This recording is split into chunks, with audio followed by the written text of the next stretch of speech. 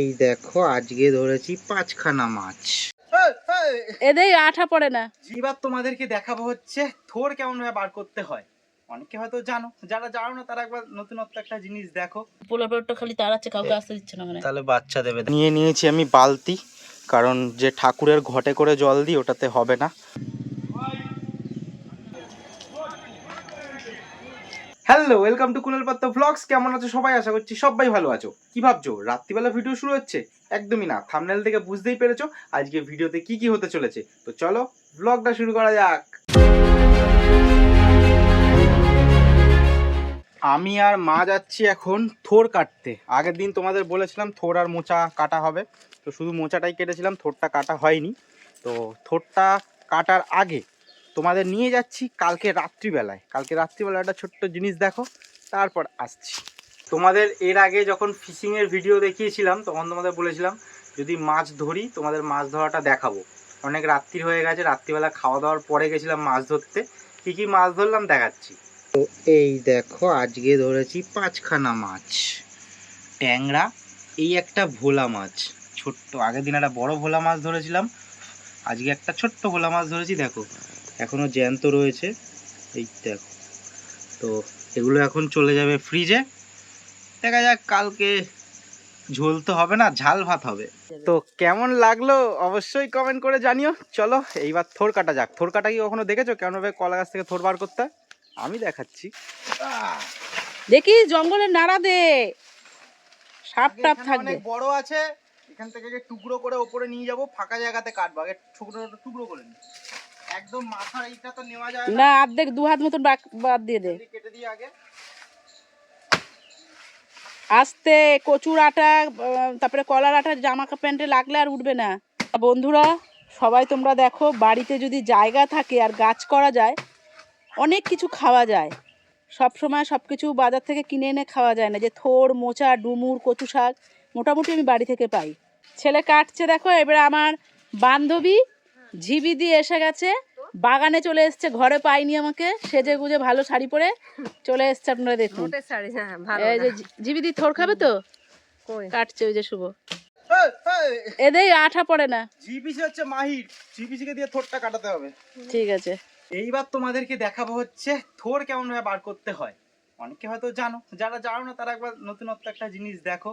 Already আমি কিছুটা বার করে মানে খোলা ছাড়িয়ে নিয়েছি। তো এরকম ভাবে এক একটা করে পার্ট, পেঁয়াজের যেমন হয় ওরকম টাইপের হয়। তো এরকম ভাবে টেনে টেনে বার করতে হবে। এই দেখো এরকম করে, এটা একদম মুখের দিকে, সেই জন্য সুবিধা হচ্ছে।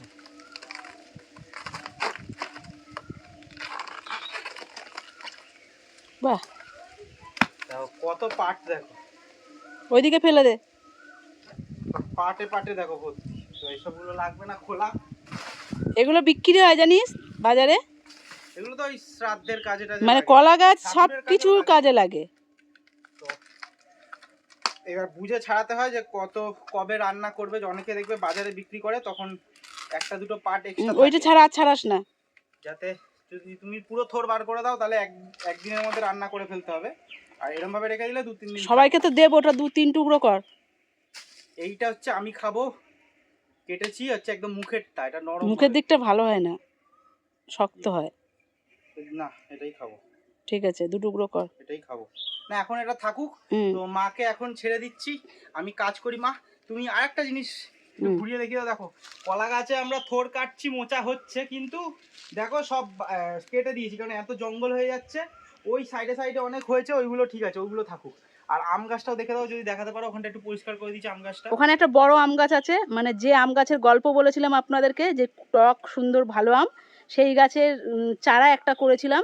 2-3 বছর হলো এই গাছটা, পরে আরো পরিষ্কার হলে পরে দেখতে পাবেন। জঙ্গলের জন্য বড় হতে পারিনি, ওই জায়গাটা পরিষ্কার করেছি, ওটাকে টেনে বাঁধবো পরে তার দিয়ে। এখন লতা পাতাগুলো একটু শুকিয়ে যাক, তাহলে সুবিধা হবে। একটা কথা বলা হয়নি, মা নারকোল পাততে আসবে বলেছে রোববার দিনকে আমাদের গাছে। এই যে নারকোল হয়েছে, এই একটা গাছে আমাদের দেখুন, ডাব আর ওই একটা গাছে এসছিল পাঠিয়েছিলাম কালকে, আমি স্কুলে যাচ্ছিলাম রোববার দিনকে।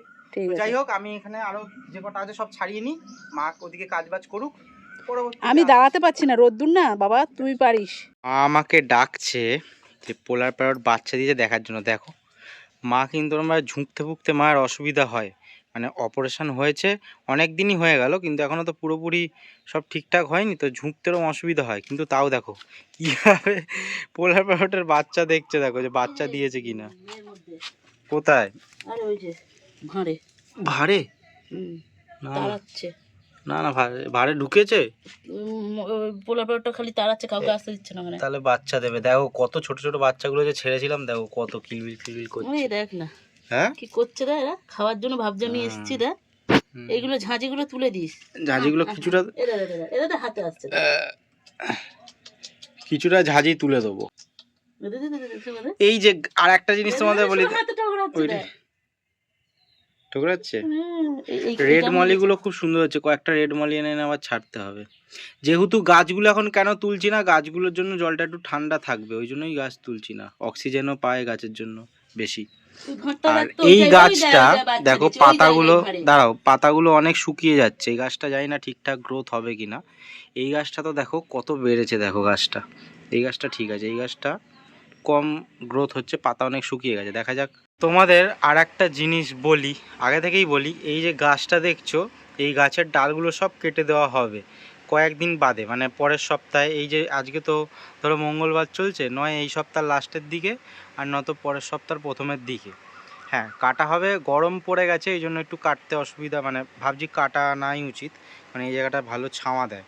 কিন্তু এটা কাটার জন্য এই ডালগুলো লাগবে, এই ডালগুলো যদি আবার পোঁতা হয় গাছ পেরিয়ে যাবে, এগুলোকে নিষিন্দে গাছ বলে। তো সেই জন্য আমাদের যে পরিষ্কার করছি পেছন দিকে, ওখানে বেড়া দেবো যাতে গাছগুলো লেগে যায়, তাহলে বেড়াটা শক্তপোক্ত হবে, আরও বেশি গাছ হবে। এই দেখো নিয়ে যাচ্ছে হচ্ছে বালিশ, কিন্তু চৌকি তো আমাদের এই দিকে, আর ওই দিকে চৌকি দেখো, এইখানে হচ্ছে মায়ের প্রত্যেক দিন শোয়ার জায়গা। আর বাবা করছে হচ্ছে সাইকেলের কাজ, এই যেই ফ্রেমগুলো পুরো খোলা ছিল সেদিনকে, সেই দেখেছিলে দুদিন আগের ব্লগে, যে সবগুলো বাবা নিয়ে এসেছিলো, ওগুলো তুলছিলাম। তো দেখো কতটা ফিটিং করা হয়ে গেছে। এটা কি চাকা? ও ভাই, চাকাটা কি ফিটিং হয়ে গেছে? না, ফিটিং করব।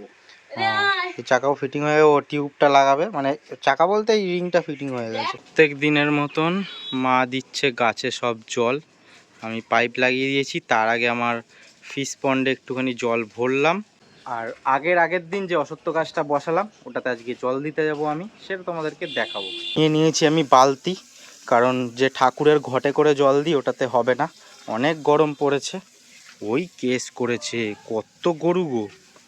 গঙ্গার ঘাটের দিকে যেহেতু রোদটা বেশিক্ষণ থাকে, কারণ পশ্চিম দিক, গাছটা এখনও গরম আছে, গাছের মাটিটা এখনও গরম আছে, তাই কিছুক্ষণ বসি, খেলা দেখি, তারপর একটু বাদে জলটা দেব। কিন্তু তার আগে চলো গাছটা একবার দেখি কেমন আছে, আর তোমাদেরকেও দেখাই, কারণ আগের দিন জল দেওয়া হয়নি। না, গাছ ঠিকই আছে, জল যে দিইনি তার জন্য কোনো অসুবিধা হয়নি, কিন্তু পাতাটা একটু নেতিয়ে গেছে, যেটা রোদের তেজে সব গাছেরই হয়। এইবার চলো পুরো এক বালতি জলটা গাছে দেব, কারণ বেশি জল প্রয়োজন, সবসময় তো জল দিতে পারবো না, কালকে আবার বিকেলে এসে জল দেবো, কালকে রোদের তেজ যা থাকবে তাই শুকিয়ে যাবে। আর এখানটা হচ্ছে বালি মাটি, মানে বালিটা বেশি, তো সেই জন্য জলটা তো আরও সঙ্গে সঙ্গে টেনে নেবে। তো বলো আজকের ভিডিওটা তোমাদের কেমন লাগলো।